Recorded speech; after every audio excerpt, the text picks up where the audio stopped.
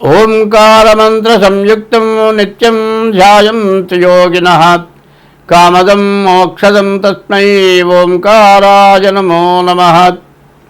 నమస్తే దేవదేవేశ నమస్తే పరమేశ్వర నమస్తే వృషభారూఢ నకారాయ నమో నమః. మహాదేవం మహాత్మానం మహాపాతకనాశనం మహాపాపహరం వందే మకారాయ నమో నమః. శివం శాంతం జగన్నాథం లోకానుగ్రహకారణం శివమేకపరం నిత్యం శకశికారాయ నమో నమః. వాహనం వృషభో యశ్చ వాసుకీ కంఠభూషణం వామే శక్తిధరం వందే వకారాయ నమో నమః. యత్ర కుత్ర స్థితం దేవం యత్ర కుత్ర స్థితం దేవం యత్ర కుత్ర స్థితం దేవం శికారాయ నమో నమః. కొత్త సంవత్సరం 2006 జనవరిలో కొత్త సంవత్సరం పండుగ చేసుకున్నారు జనం. కానీ మన పండుగ మాత్రం కాదు, అది ఇంగ్లీష్ వాళ్ళ పండుగ. మన కొత్త సంవత్సరం తెలుగు సంవత్సరాది. ఈ తెలుగు సంవత్సరాది మనం చేసుకోవాల్సిన పండుగ. ఈ తెలుగు తిరగదిప్పాల్సి వచ్చింది. తెగులు సంవత్సరాది. తెలుగుకి తెగులు పుట్టింది.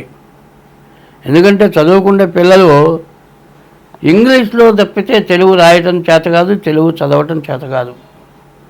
అసలు తెలుగు అంటే, తెలుగు సంవత్సరం అంటే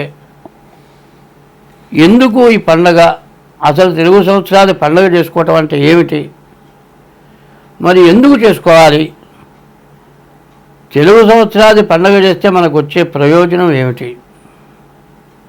అనేది మనం తెలుసుకోవాలి. మరి ఇంగ్లీష్ సంవత్సరాలు అంటే డిసెంబర్ నెల రాత్రి 12 గంటలప్పుడు పండుగ చేస్తున్నారు, అర్ధరాత్రి పూట. ఇది మనం ఉదయం సూర్యోదయం చేస్తున్నాం. ఇది మనం చేసే పండుగ చాంద్రమానం, సూర్య చంద్రులతో కూడుకున్న పండుగ. ఇది ఉగాది అంటారు. సంవత్సరాది ఉగాది. మామూలుగా మాట్లాడేది ఉగాది సంవత్సరాది అంటారు. సంవత్సరం మొదలు సంవత్సరాది. కానీ ఇది యుగాది, యుగాది అంటారు. యుగం ఆది, యుగం మొదటి రోజు. ఇది ఈ యుగాది ఎట్లా ఉంటుంది. ఇప్పుడు మనకు వచ్చే యుగాది ఏమిటా అంటే 2026 సంవత్సరం మార్చి నెల 19వ తారీఖు యుగాది వచ్చింది. యుగ ఆది, యుగానికి ఆది మొదటిది. అది ఆ యుగాది పండుగ మనం చేసుకుంటున్నాం. ఈ సంవత్సరం పేరు ఏమిటా అంటే పరాభవ నామ సంవత్సరం. పరాభవ అంటే ఏంటి? పరుల చేత వంచింపబడటం పరాభవం. మరి ఇతరుల చేత వంచింపబడే పేరుగా కనపడుతుంది పరాభవ నామ సంవత్సరం. ఇప్పుడు మన భారతదేశానికి కూడా అదే సమస్య తయారైంది. మరి ఈ భారతదేశం ఎటువంటిది? ఈ భారతదేశం ఎట్లాంటిదంటే ఎప్పుడు కూడా దైవాన్ని నమ్ముకున్నటువంటి వ్యక్తులు, దైవం మీద నమ్మకం ఉన్నవాళ్ళు, మంచి మీద నమ్మకం ఉంది. మన నుంచి ప్రతి జీవరాశిని కూడా దైవంతో సమానంగా చూస్తున్నాం. 84 లక్షల రకాల జీవరాశులు ఉన్నాయి. ఈ 84 లక్షల జీవరాశుల్లో కూడా ఆకాశంలో తిరిగేవి 21 లక్షలు, భూమిపైన చెట్లతో సహా 21 లక్షలు, భూమిలో లోపల 21 లక్షలు, సముద్రంలో 21 లక్షలు, 21 84 లక్షల జీవరాశులు. మన ఈ భారతదేశంలో ఉన్నటువంటి ఈ హిందూ సాంప్రదాయం యొక్క లక్షణం ఏంటంటే ఏ జీవరాశిని కూడా హింసించడం మన ధర్మం కాదు. హింసకి దూరంగా ఉండటమే మన ధర్మం. మరి హింసకి దూరంగా ఉండటం అనేది శాకాహారం తింటమే జరుగుతుంది. శాకాహారం కూడా ఒక రకంగా హింస. ఎందుకంటే ఒక పండు ఉంది, దాని విత్తనం వేస్తే మొక్క వస్తుంది. మొక్క వచ్చిందంటే జీవం ఉన్నట్టే. మరి మన హిందూ ధర్మంలో పండి రాలిపోయిన ఆకులు తింటే హింసకి దూరంగా ఉన్నట్టు. అటువంటి మనస్తత్వం గల మరి మతం మన హిందూ మతం. ఈ హిందువులు ఈ భారతదేశంలో ఎవరిని హింసించేటువంటి లక్షణాలు లేవు. ఎవరిని ఎందు ద్వేషం లేకుండా ఉంటాం. అందరితో మతం అంటే సమ్మతము మతము. ఈ సమ్మతం అంటే అందరితో కలిసి ఉండటమే సమ్మతం. ఎవరితో కూడా విడిగా ఉండకపోవటమే సమ్మతం. ఈ మతం యొక్క స్వభావం ఎవరి యందు ద్వేషం లేదు. అట్లా ఉండబట్టి మన భారతదేశంలో అన్ని దేశాల వాళ్ళు, ప్రపంచ దేశాల్లో ఉన్నటువంటి వాళ్ళు, మన మతం కాని వాళ్ళు, అనేక రకాల మతస్థులు, అనేక రకాల భాష ఉన్నవాళ్ళు అందరూ కూడా మన హిందూ దేశంలో జీవిస్తూ ఉన్నారు. వాళ్ళందరూ కూడా ఉండటానికి జీవించడానికి అవకాశం మనం ఇచ్చాం. ఎవరైందు ద్వేషం లేకుండా ఉన్నాం.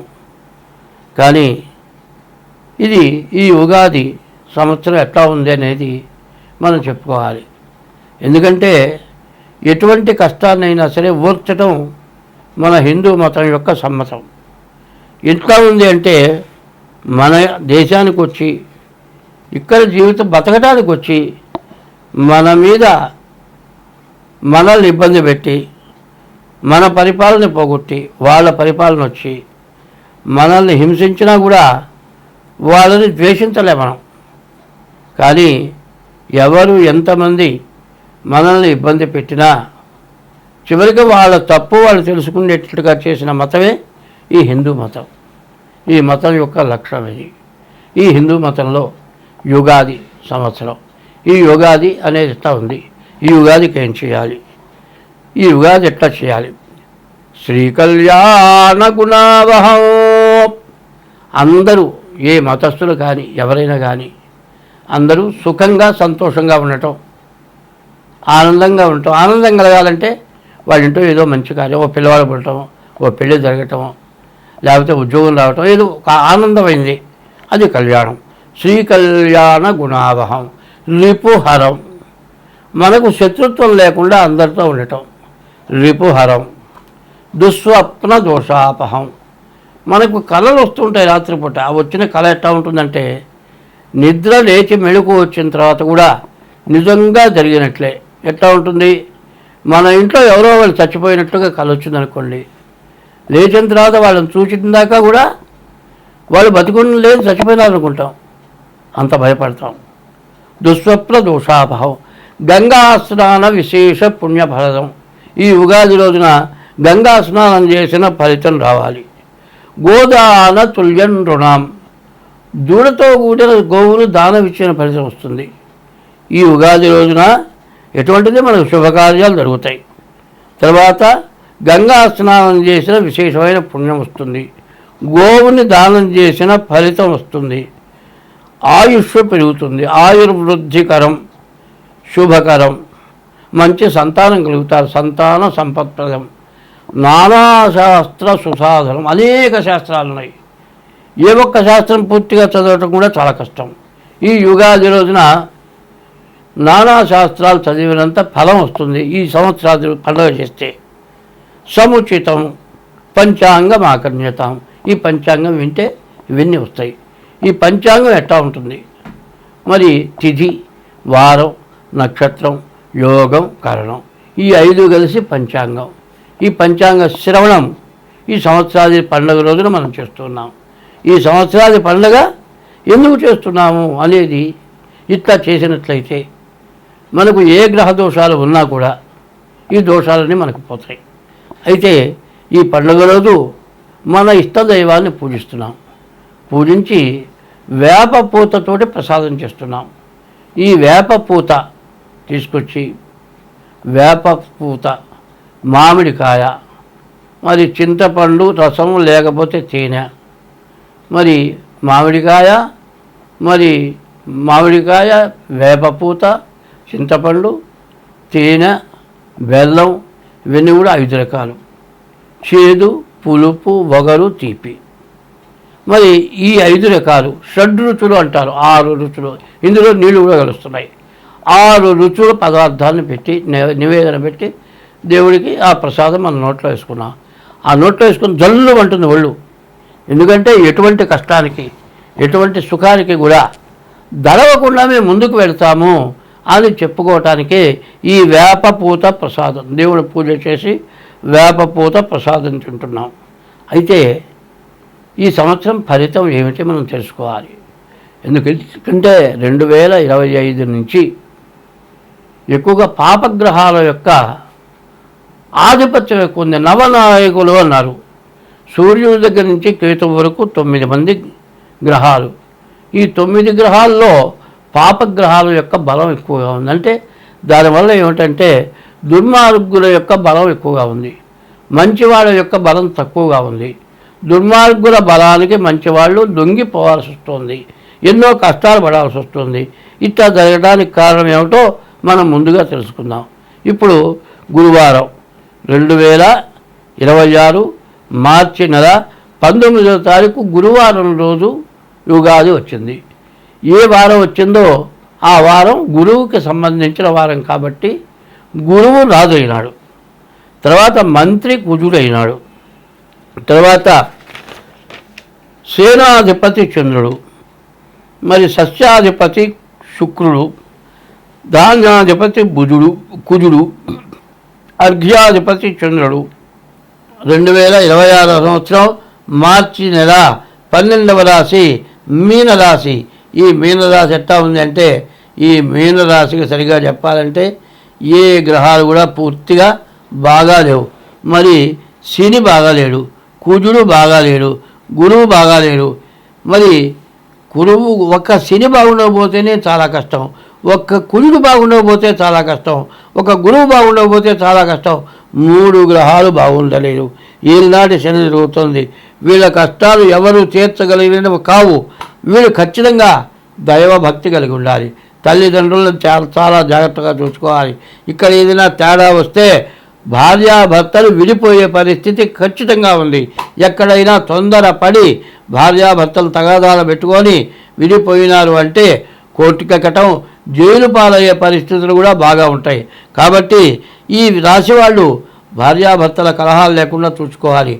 మానవుడి జీవితంలో విద్య, ఉద్యోగం, తర్వాత ఇల్లు, ఇవన్నిటికీ మించి భార్య. ఈ భార్య సక్రమంగా లేకపోతే వారి జీవితం మొత్తం వృధా. ఇప్పుడు చేసుకున్న భార్య వెళ్ళిపోతే అసలు ఇప్పుడు పెళ్లి కావడమే చాలా కష్టంగా ఉంది. తీరా పెళ్ళైన తర్వాత భార్యాభర్తల కలహాలు వచ్చి విడిపోతే చాలా కష్టం. కాబట్టి ఈ రాశి వాళ్ళు తప్పనిసరిగా మీ డేట్ ఆఫ్ బర్త్ ద్వారా జాతకం చూపించుకోండి. ఈ జాతక రీత్యా మీరు ఏ శాంతులు చేసుకోవాలో తప్పనిసరిగా చేసుకోండి. ఇది మొత్తం సంవత్సర ఫలితం.